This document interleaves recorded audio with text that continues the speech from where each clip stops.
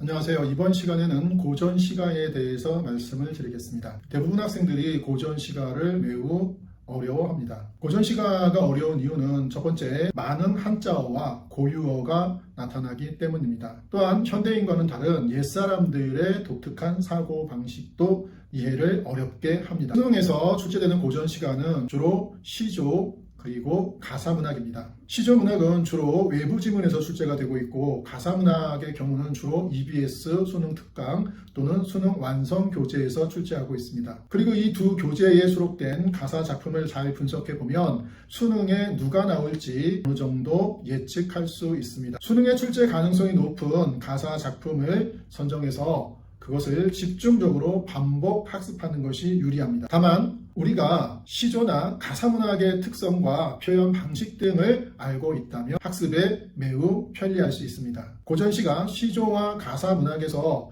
옛사람들의 사고방식은 유교적 사고방식과 도교적 사고방식입니다. 불교적 사고방식도 있긴 하지만 잘 출제되지는 않습니다. 유교적 사고방식은 모두가 잘 알고 있듯이 윤리적이고 도덕적인 사고방식입니다. 쉽게 말해서 착하고 바르게 살아라, 이런 말을 하고 있다면 유교적 사고방식이 나타나고 있는 것입니다. 부모에게 효도해라, 형제 간에 우애 있게 지내라, 친구 사이에 믿음 있게 지내라, 임금에게 충성해라, 이런 것이 곧 유교적 사고방식이 드러난 것입니다. 반면에 도교적 사고방식이 드러난 것은 자연 친화입니다. 자연과 함께 자연 친화 또는 물화일체, 이런 것들이 나타난다면 도교적 사고방식입니다. 유교적 사고방식과 도교적 사고방식은 언제나 늘 항상 긍정적인 것으로 인식됩니다. 착하게 살고 바르게 살고 임금에게 충성하고 자연과 함께 욕심 없이 사는 것, 늘 추구하는 가치고 칭찬받는 가치입니다.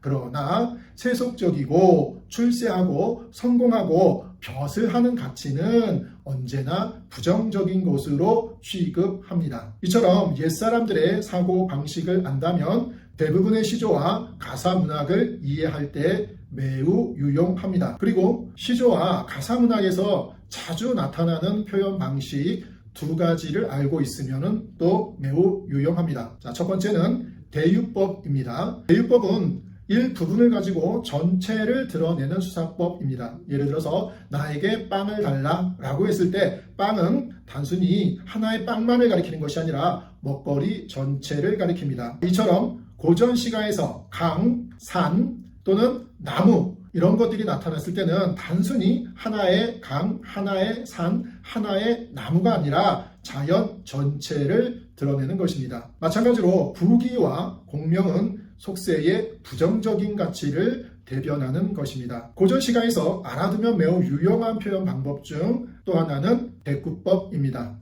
학생들이 대꾸법을 조금 어려워하는데 매우 쉽습니다. 대꾸법은 엄마에게 말대꾸한다, 이렇게 이해하시면 편합니다. 즉, 어머니가 나에게 어떤 말을 했을 때 내가 거기에 대해서 답변을 하면 어머니께서 말대꾸한다고 야단치십니다. 대꾸법은 이렇게 어떤 것과 짝을 이루는 표현 방식입니다. 자, 예를 들어서 하늘은 나에게 구름대라 하고 땅은 나에게 바람대라 하네 라고 했을 때, 자, 여기서 하늘과 짝을 이루는 것은 땅이고 구름과 짝을 이루는 것은 바람입니다. 하고의 짝은 하늘입니다. 그래서 이 위의 줄과 아래 줄이 완벽하게 짝을 이루고 있습니다. 자, 이렇게 짝을 이루고 있는 것이 바로 대꾸법이라고 합니다.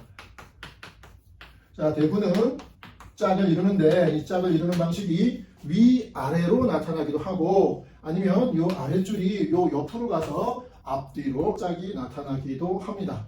대유법과 대꾸법은 거의 대부분의 고전시가에서 아주 많이 나타나고 있습니다. 거의 다 나타난다라고 보셔도 됩니다. 따라서 고전시가를 볼 적에는 대유법과 대꾸법의 개념을 정확하게 이해해서 작품을 볼 때마다 대유법과 대꾸법이 쓰인 곳을 찾을 줄 알아야 합니다. 그리고 옛사람들의 사고방식, 즉 유교적 사고방식과 도교적 사고방식이 어떤 것인지를 알고 우리가 읽는 고전시가에서 그러한 사고방식이 어떻게 드러나고 있는지도 찾을 줄 알아야 합니다. 이번 시간에는 고전시가를 이해하기 위한 필수 개념들을 4가지 소개해 드렸습니다. 다음 시간에 뵙도록 하겠습니다. 수고하셨습니다.